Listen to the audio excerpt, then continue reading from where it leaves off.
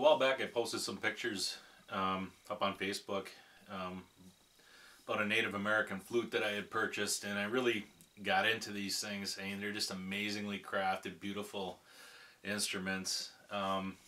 Originally purchased this with the idea of having it as an accompanying instrument on some of the recordings that I do. I do a lot of home music recording, mostly instrumental, and incorporate several different instruments into it, and I just love the sound of this. If you ever watch like a Native American documentary or something on the History Channel, you'll hear that background music, and you know, you associate it with, you know, the Native American scenery or whatever, and that's really what you're hearing is this Native American flute music, and it's just beautiful. This one here is a drone flute, which is basically two flutes in one. If you look at the construction of it, a standard flute would be called a transverse flute, and it would just have a hole here and several different you know, holes for playing and stuff like that, and you'd have to form your lip a certain way to play it.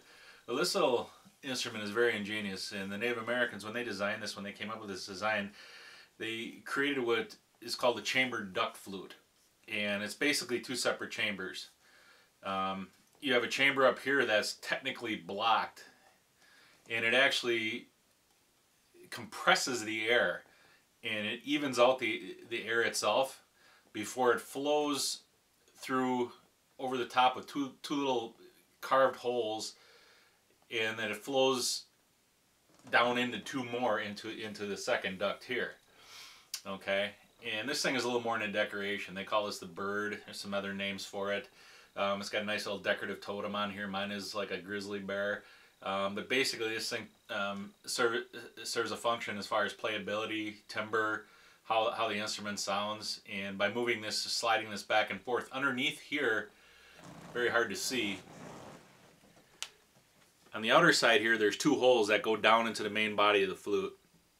Okay, but there's two more underneath here, and the air in a chamber here that's blocked forces the air, and there's like a little bit of a gap underneath these two little slats of wood here that this sits on top of.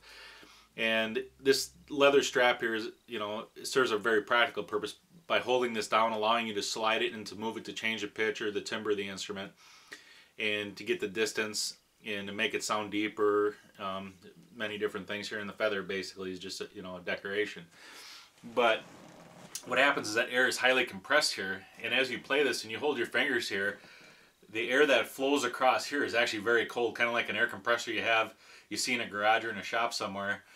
And you know, the hot air goes in here and it actually compresses, and it comes out very cold on the other side, and you can feel it on your hands, and that also creates condensation. This is a Cedar design flute, so there's a little bit of maintenance involved in taking care of these. These things are very susceptible to weather changes, but also the moisture that builds up in here has to be drained out. Some of it is condensation from the air compressing in that chamber there, and the other part of it is the spit that comes out of your mouth. So kind of like you know, any woodwind instrument, saxophone and stuff like that, you know, they have that little spit valve there that you release. Well, these, all you generally have to do, there's a little hole up in this end. You can hang this thing up, or you can just stack it somewhere, and you know, just let some of that moisture drain out of there. After playing it for a while, you have to do that, because with this being cedar, it will, even though it's resistant to rotting, it will rot. And these are also very susceptible, the cedar and certain other types of woods, to cracking. These are very, you know, very dry climates or very dry air, like in the wintertime here in Wisconsin. These things can crack. And this thing, let's say it's sitting, you know, it's 65 degrees in your house, and you go in here and start blowing into this, these things can crack. I've actually had a little crack in this one, and I've learned a little bit about repairing these things, and you can't even notice a crack now. It just basically looks like, you know, any other seam or part of the grain in here. You have to use special glue when you do it. It has to be like an animal-based type of wood glue. You can't use like Gorilla Glue, because it'll contract and it'll crack it even worse. So basically, I use like a toothpick, and I'll force that glue down into that crack, and it will actually seal it up. And these flutes, you oil them regularly. When you oil that up, it just soaks right in there, and it looks like a natural part of the grain. So I did have a crack in this one, and I was playing it, and I just barely heard it, and I looked, and it's like, yeah, there's this smooth little split there. This The drone flute, there's actually two chambers, two air holes here, and you can see on this side. And one of them is a flute side, like where you'll blow and finger and the notes will change. The other side is just a drone. This one's an F sharp. So if I play it on one side,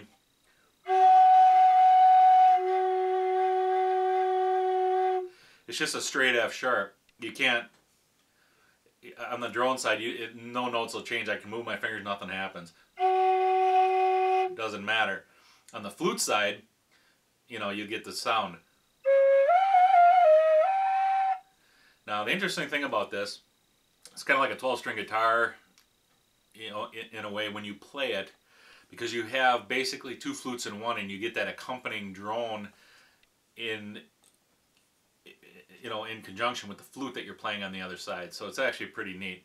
So if I just play the flute singly, it sounds a little more hollow, but it's actually very beautiful. And a lot of these just sell, you know, with a single flute, and a lot of traditional players prefer that. I like the drone because I really wanted that interesting contrast in sound. But here's a single side just with the flute on one side.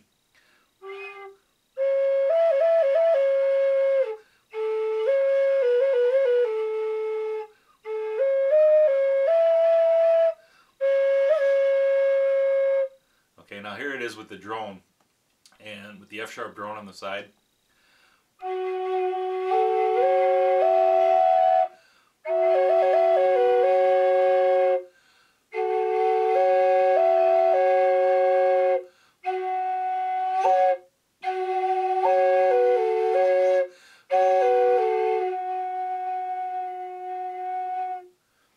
Here's a contrast again, single flute.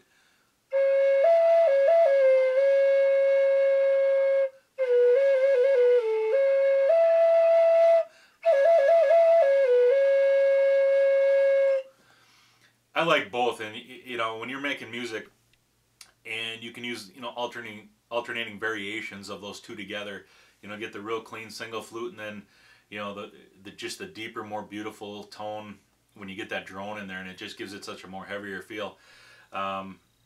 These things are just amazing in their concept.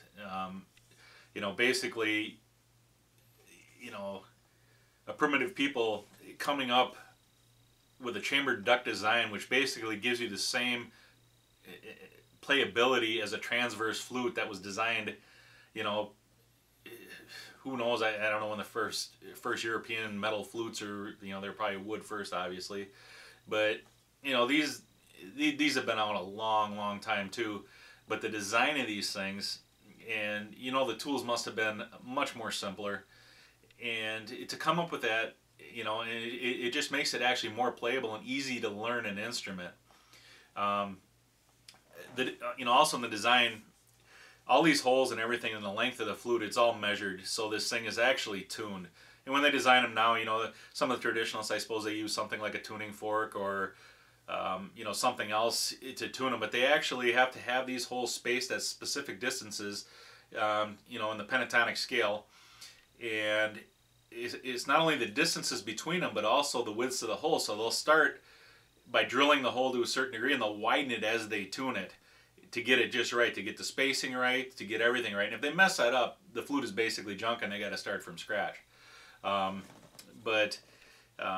This one here was designed by a Navajo artist down south. This is handmade, and it's not a top of the line. I paid, it was close to probably $300 for it, but some of them go for much more. And this is just a plain cedar flute, and it's really what I wanted. I didn't want to spend a ton of money. You know, I'm not going to become an expert at playing it. I use it as an accompanying instrument, kind of like I use my harmonica, or I use my ukulele, you know, several different things, different percussion instruments when I record my music at home. But everything basically revolves around a guitar, which is my standard instrument. And I just like to have lots of different sounds and be able to do them myself, so I don't have to get elaborate software or have other musicians come in and do something simple that I want to recreate. So I learn it to the extent that I need to learn it and have fun with it and really enjoy it. And I am amazed with this thing. It's just such a beautiful instrument. And, you know, with the cedar, I mean, you smell that cedar when you play it too. And it's like, if anybody likes the smell of cedar, I certainly do. But you got to be careful with them, because, like I say, you leave them out, or they sit in the wrong temperature environment, and it'll pretty much turn to junk unless you know how to repair it. But I just love the way this sounds, and I mean, you can recognize some of that type of sound. I'm not really doing it justice, but you know, when, like you say, you watch one of these movies or documentaries, and you hear that music in the background, and it's like you subconsciously notice it. It gives you atmosphere and everything else to what you're watching, but the feel of it, I mean, it's so relaxing. It's very good. I'll do a little bit on the drone here and just kind of mess with it a little bit. One of the other things I want to say. You can, bending notes, there's different techniques by kind of moving your finger over the top of this and sliding and letting a little bit of air in the side, bending notes. So there's different things you learn as you go.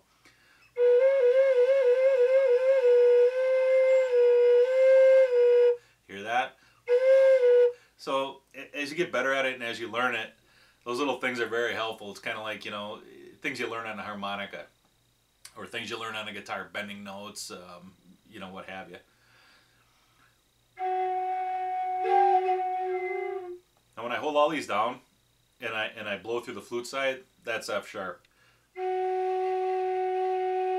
Now I'll blow on the drone side. See how they're the same?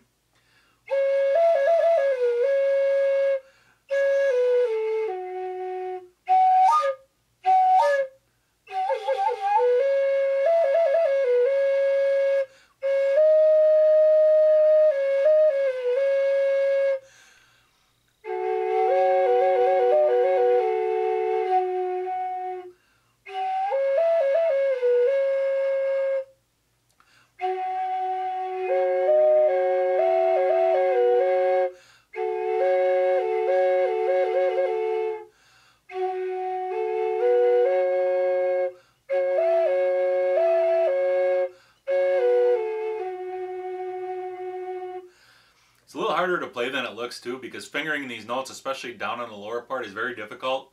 You got to get used to it. If you blow too hard, it'll squeak, it'll chirp at you, and it takes a little bit of practice to get that down. And as you start learning the notes, and you can start putting songs together.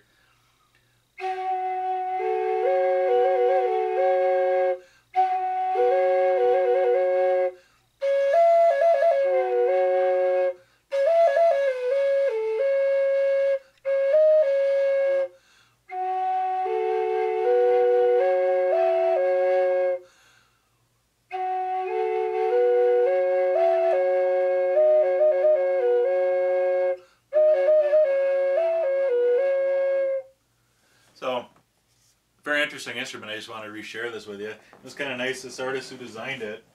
Have a little handmade case, made out of material, and that comes along with it. But when I carry this thing around, I actually picked up a soft case for a French horn because it's got a real wide end on it, and I can fit this in here and it protects it. This thing can take a good ding on the side without busting it. So if I throw it in my car and I take it somewhere, it's a good travel case to have, and I won't carry it in this little soft case. I think it's kind of neat, but basically it's a work of art and it's a musical instrument, and these things are really neat. Not a lot of people really know about them, but there is quite a bit of concerts, things in recorded music with these instruments, and it's just amazing stuff. So I hope you enjoyed it, and maybe something you want to take up someday.